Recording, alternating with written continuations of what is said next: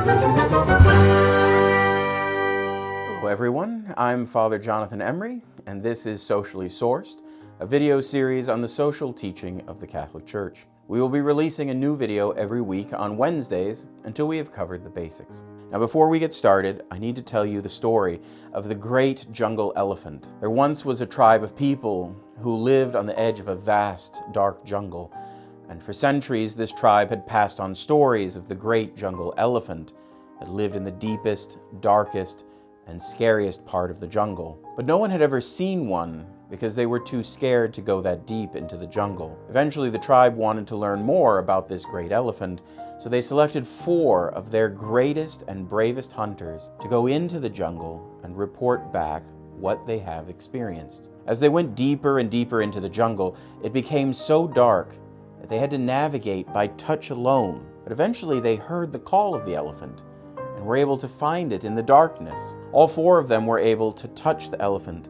and get a sense of what it was like, so they returned to their village. Their tribe ran out to greet them at the edge of the jungle, excitedly peppering them with questions. Did you find the elephant? What was it like? Were you scared? They quieted everyone down, and the first hunter told them, "Yes, we did find the elephant, and we all touched it.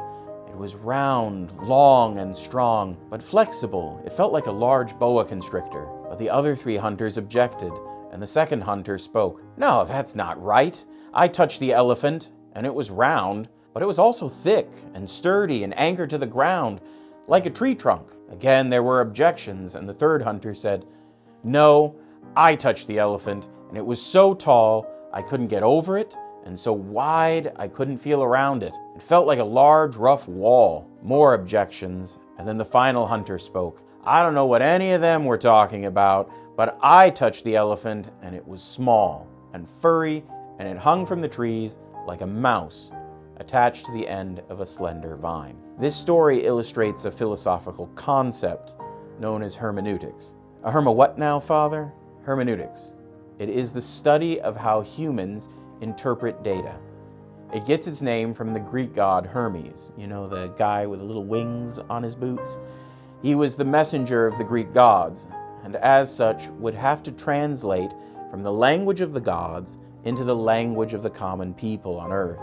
So hermeneutics is all about how our minds process, interpret, or translate the reality around us. In the story of the elephant, each of the hunters came to the truth of what the elephant was, but each was only able to understand a small piece of that truth because of the limitations of their senses. The truth they experienced was real, but it wasn't the complete truth. They had to each share their own experiences with the others in order to come to a more complete understanding of what an elephant is. In order to deepen our understanding of truth, we have to be aware of the systems we are using to interpret the reality around us. Hermeneutics sees these systems as lenses, like in the eye, that some would call them biases, and while technically accurate, I don't feel that is a fair assessment, as biases have a negative connotation and not all of the lenses are bad.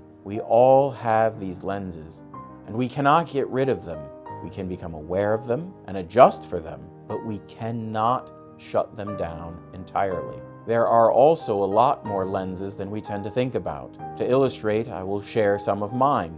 Catholic, member of the Emery family, eldest child, American, Floridian, white, male, English speaker, millennial, celibate, and priest are some of the biggest ones, while there are a plethora of smaller ones based on places I've traveled, my education, politics, hobbies, music I've listened to, books I've read, movies and shows I've watched, friends, co-workers, people I've had contact with, etc. Basically, anytime you can put the words "I am" or "I have" in front of something, you are identifying a hermeneutical lens, someone or something that has helped form your way of thinking.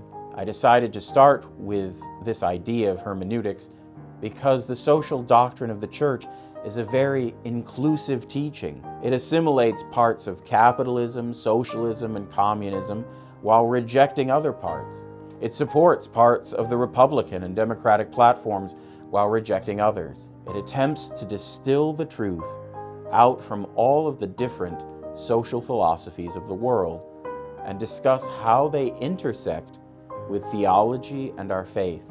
The social doctrine is truly beautiful, but it does not fit neatly into the boxes of our current American society. So this week, I challenge you to get in touch with your lenses. How has your life shaped the way you think? And are those thoughts from God or from humanity? Join us next week for What is the Social Teaching of the Catholic Church? God bless.